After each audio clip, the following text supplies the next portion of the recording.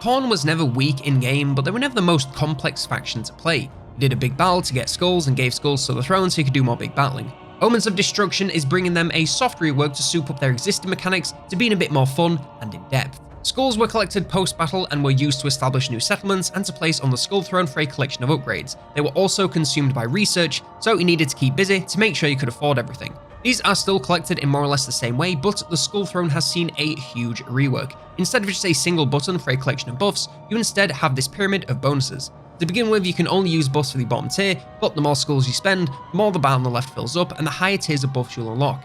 It's pretty simple to use and the bonuses are much more complex and specific than before, so overall it's a more engaging system without being too complex to use. Bloodletting is this meter on each of your armies and you must fight regularly to level it up and keep it there. Previously, at high levels you gained various bonuses for your army, and at the lowest level you were penalised, so really needed to keep fighting constantly to stay on top.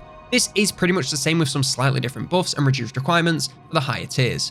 Bloodhosts are armies that you create whenever you raise a settlement. They are controlled like any other army but cannot recruit or replenish, so once they're gone, they're gone. Previously, you just raised a settlement and could summon one, but for some reason you also paid upkeep, which ended up putting you into massive debt in exchange for a temporary army with units you can't choose that is destined to die. These are staying more or less the same with some very minor but impactful quality of life changes. First of all, they no longer cost upkeep, which means you can grab as many as you want, as long as you can afford the new skulls cost for each one whenever you raise a settlement.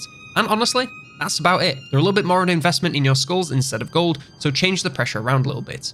Previously, Drawn to Destruction was a system where you occupy one settlement in a region, then raise the rest, and just kind of pray that it works and the other settlements are automatically drawn to your faction without any real way of knowing. There was no real way to know the chances of progress of this happening, so you just raise and hope for the best, and most of the time nothing happens for turns on end until you get bored and just spend the skulls. Now when you raise a settlement, it'll be uninhabitable for all factions for 3 turns before turning into a normal ruin. You can now see your actual chances of colonizing ruins per turn, so it can work out if it's worth waiting, or if you should just spend the skulls. Plus, Drawn to Destruction isn't blocked by the uninhabitable effects, so all being well, you get the settlements for free before anyone else even has the chance. These are 2 very minor changes, but they make the system into something you actually feel you have control over, rather than just crossing your fingers and hoping it works. It is still random chance, but at least now you know the random chance, so it can get mad when you fail on a 97% chance, just like playing XCOM.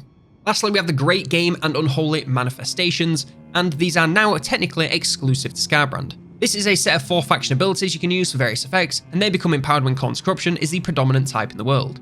These have been changed heavily to make them a whole lot better and more suited to the Khorne playstyle. The first one is more or less the same, but the rest are all new. You can now immediately colonize a ruin, increase XP for your characters, and raise any settlements instead of just a local one.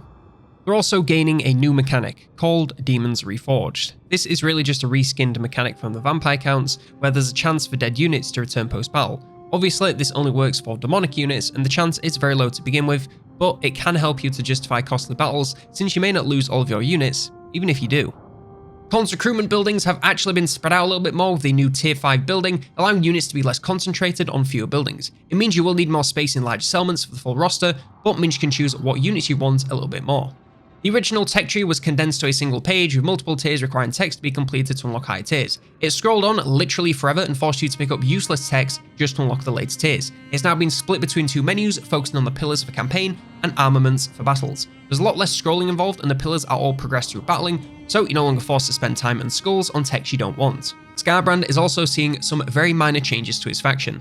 He's got no unique mechanics aside from the Unholy manifestations, but his faction and lord effects are totally changed. He's now a blood host machine, allowing him to make bigger armies and keep them alive easier and longer. His own army now specializes in bloodthirsters and soul grinders, making them cheaper to maintain and replenish in melee. And lastly, his army also gains an increased amount of skulls for kills in battle, encouraging you to do as much of your battling with him as possible. And that's all I have for the Khorne rework coming with Omens of Destruction. Like, subscribe, and if you want more DLC content, then why not check out this video on the new Khorne units coming in the DLC.